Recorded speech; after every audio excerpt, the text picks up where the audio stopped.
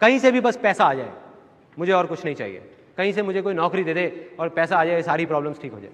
तो STD PCO की shop भी बंद हो गई। उसके बाद मैं कई जगह इंटरव्यूज़ के लिए गया, हर जगह फेल होता चला गया, कुछ समझ नहीं आ रहा था क्या होगा। अब मेरी लाइफ का टर्निंग पॉइंट आया। मैं एक सेमिनार में गया जो एक मल्टी लेवल मार्केटिंग कंपनी का सेमिनार था। अब मेरी एज उस टाइम पे 18 साल थी। मैं सच बताऊं, 3 घंटे का सेमिनार था, मुझे कुछ समझ नहीं आया, सब कुछ मेरे ऊपर से निकल गया। और मुझे एग्जैक्ट याद है आज भी कि मैं कहाँ बैठा था। आगे से एक ऑडिटोरियम था और मैं यहाँ से तीसरी सीट पे बैठा हुआ था। मैं देख रहा था और इस जगह पे एक 21 साल का लड़का खड़ा हुआ था। जब तक वो बोलता रहा, मेरे दिमाग में कुछ नहीं घुसा, सब ऊपर से निकल गया। लेकिन एंड में उसने एक बात बोली, कहता मेरी एज 21 साल है और मैं महीने का 2.5 लाख रुपए कमा रहा हूँ। उसमें उन्होंने क्या किया होता, उस चेक की बड़ी सी फोटोकॉपी कराई हुई और स्टेज पे खड़े हो गए ऐसे दिखा रहे थे। अब मैं वहां बैठा हुआ जीरो गिन रहा था, 1 2 3 4 5।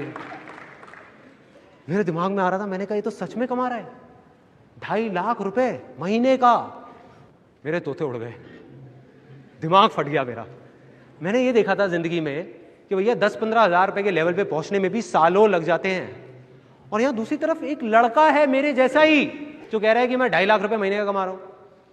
और वो एक सेकंड लगता है, एक सेकंड, वो सेकंड था मेरी जिंदगी का। अंदर से चीख निकली। मैंने कहा कि अगर ये लड़का कर सकता है जो देखने में बिल्कुल मेरे जैसा है, अरे तो मैं क्यों नहीं कर सकता? मैं क्या कोई दूसरे प्लेनेट से आया हूं? मैं क्यों नहीं कर सकता? अगर इसके लिए आसान है तो मेरे लिए भी आसान है। मैं भी कर सकता हूं, कर सकता हूं। और जैसे ये 2 वर्ड्स आए मेरी लाइफ में, जैसे ही अंदर तक मैंने मान लिया कि सब कुछ आसान है, तो मेरे अंदर चेंजेस आने शुरू हो गए। जहां पहले मैं बोलता था कि अरे मुश्किल है, कुछ नहीं हो सकता, हमारा तो टाइम ही खराब चल रहा है, पता नहीं क्या होगा, मैं बोलने लग गया अरे अब आप देखो मैं क्या करता हूं। अरे 2-2 लाख के चेक तो ऐसे ले आऊंगा, कंपनियां खड़ी कर दूंगा, अभी आप देखते जाओ, अभी आपको पता नहीं है क्या होने वाला है। और सब बोलने लग गए थे कि संदीप तो पागल हो गया है। अब ये एक बहुत मजेदार पॉइंट है, जब भी आपको लोग बोलने लग जाएं कि आप पागल हो गए हो, तो आप समझ जाओगे आप सही ट्रैक पे हो।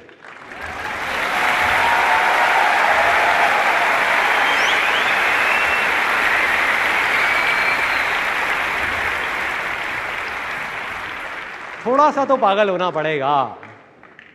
वही हुआ, मैं पागल हो गया, अजीब अजीब बातें करने लग गया। मतलब अंदर से मुझे लगने लग गया बहुत आसान है। लैंड फर्टाइल हो गई। एक स्टेप कंप्लीट, दूसरा स्टेप डिस्कवर करना था कि क्या करना है। अब 2 आवाजें थी, बाहर की आवाज, अंदर की आवाज। मैं उस आदमी को जिसको मैंने स्टेज पे देखा था, उसको देख करके मैं सोच रहा था कि मुझे ऐसा बनना है। वो ये कर रहा है तो मैं भी यही करूंगा और मैं 2.5 लाख रुपए कमाऊंगा।